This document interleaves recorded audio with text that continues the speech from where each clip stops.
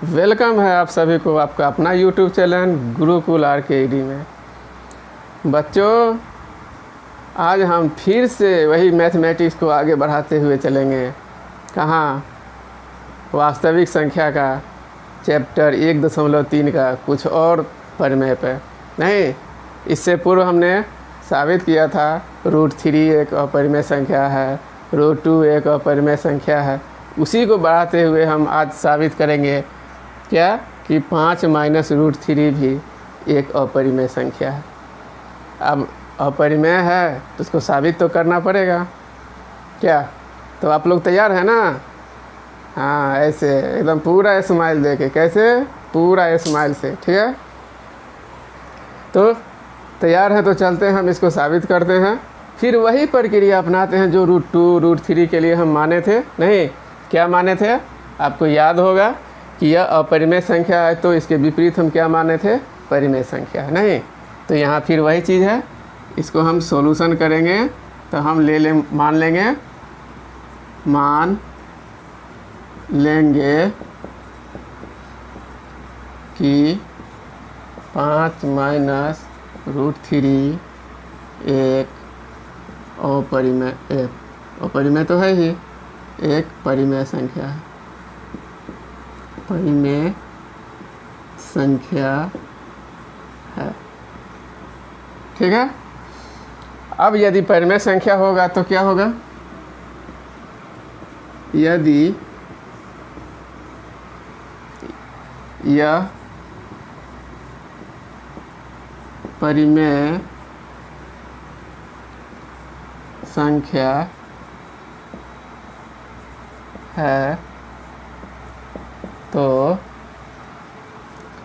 दो सहअभाज्य संख्या, नहीं सहअभाज्य संख्या जानते हैं ना? नहीं है तो मेरा एक वीडियो देख लीजिएगा, समझ जाइएगा।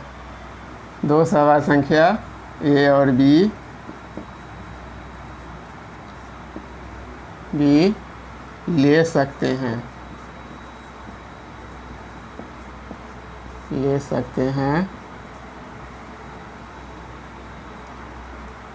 जो पूर्णांक होंगे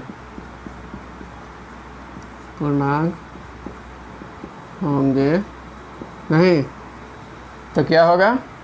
5, इसीलिए 5 माइनस √3 बराबर क्या होगा? A/B। याद तो आपको होगा, जहाँ यहाँ लिख देंगे, जहाँ A और B दो सहअभाज्य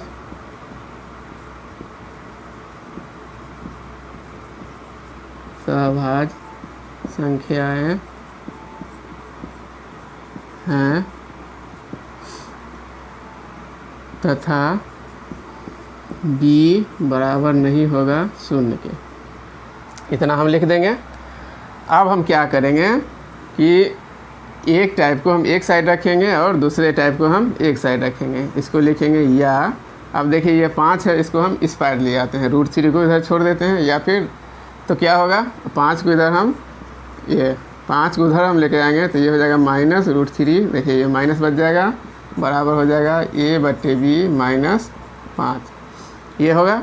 अब चिन्ह हम बदल देंगे दोनों को। ये माइनस √3 है, इसको हम प्लस √3 करेंगे तो ये देखिए ये भी उलट जाएगा, 5 पहले आ जाएगा और ये भी माइनस में बाद में चला जाएगा A/B।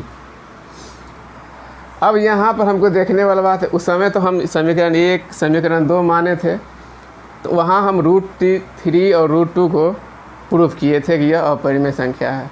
अब उस प्रूफ को तो हम जानते हैं, तब यहाँ इसको अब हमको परिमेय को प्रूफ करने की बात नहीं है, ठीक है।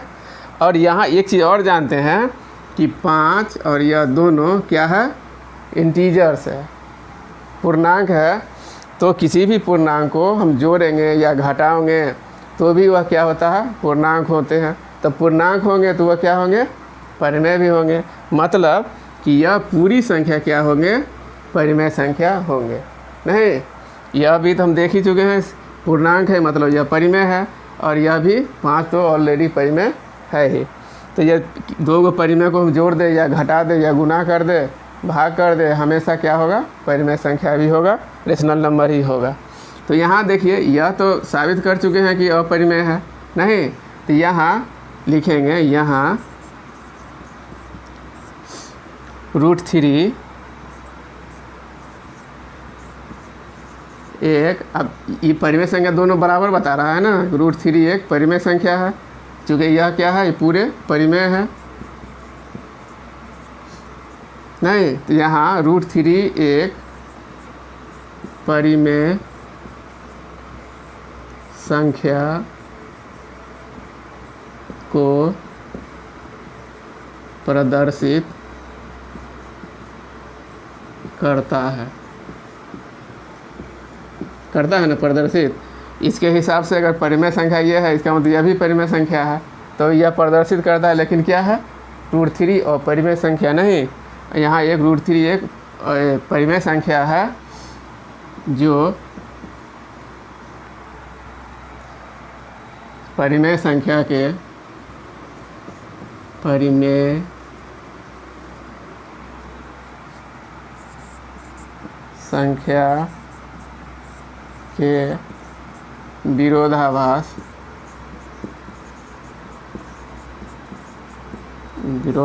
है ना, विरोध कर रहा है ना, यह है अपरिमेय, जबकि यहाँ देखने से लग रहा है परिमेय है। तो यहाँ लिखेंगे √3 एक परिमेय संख्या है को प्रदर्शित करता है जो परिमेय संख्या के विरोधाभास है, यह विरुद्ध है।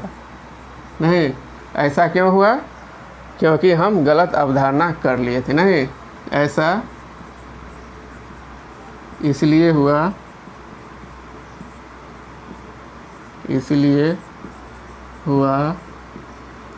कि हमने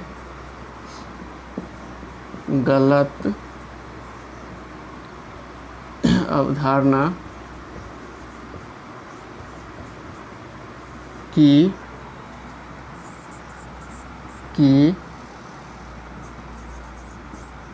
√3 एक परिमेय संख्या है। नहीं, अतः क्या होगा, साबित हो गया ना कि √3 क्या है, अपरिमेय संख्या है। अतः यह पूरी संख्या क्या हो जाएगा, 5, ये 5 माइनस √3 एक अपरिमेय संख्या है, अपरिमेय संख्या है, यही प्रूफ हुआ। चलिए, लाइट भी ऐसे कर रहा है, हमको लग रहा है कि आप लोगों को भी मन नहीं लग रहा होगा। नहीं, ऐसा कुछ बात नहीं ना है। तो यहाँ हम देखेंगे कि हम इसको पूरा साबित कर चुके हैं। और एक बात और कि इस प्रकार की जो भी संख्या हो गई, आप ध्यान रखिएगा कि अपरिमेय संख्या को जो होता है इस प्रकार, जो 5 - √3 हो या 5 + √3 हो या 2 × √3 हो या 2 × √2 हो, इस प्रकार की सभी संख्या अपरिमेय संख्या होती है, उसको हम इसी ढंग से साबित कर सकते हैं। आप प्रश्नावली 1.3 में देखेंगे तो उसके जो क्वेश्चंस हैं वो इसी प्रकार से मिलते जुलते हैं। तो मुझे यकीन है कि आप इससे पूर्व जो वीडियो आप देखे हैं, √3 हो या √2 हो या इस प्रकार के, तो इस सिद्धांत के अनुसार, इस सिस्टम से, इस सिद्धांत से, विधि से हम उसको भी साबित कर सकते हैं। तो मुझे ये विश्वास लग रहा है, यकीन लग रहा है कि आप इस पूरे जो टॉपिक है, जो चैप्टर है, उसको अब आसानी से हल कर लेंगे। तो आप करके देखिएगा, यदि नहीं होता है तो हम उसका सॉल्यूशन फिर से करके बता देंगे, जिस क्वेश्चन में आपको दिक्कत हो रही होगी। ठीक है, तो मेरा भी एक छोटा सा काम आप लोग अवश्य कर दीजिएगा, मेरे इस चैनल को सब्सक्राइब कर दीजिएगा, लाइक कर दीजिएगा और अपने दोस्तों के साथ शेयर अवश्य कीजिएगा, ताकि इसके बाद हम जो भी वीडियो बनाएं उसका नोटिफिकेशन आपको मिलता रहे। नहीं तो फिर मिलते हैं हम इसके कुछ और इम्पोर्टेंट टॉपिक पर अगले वीडियो में।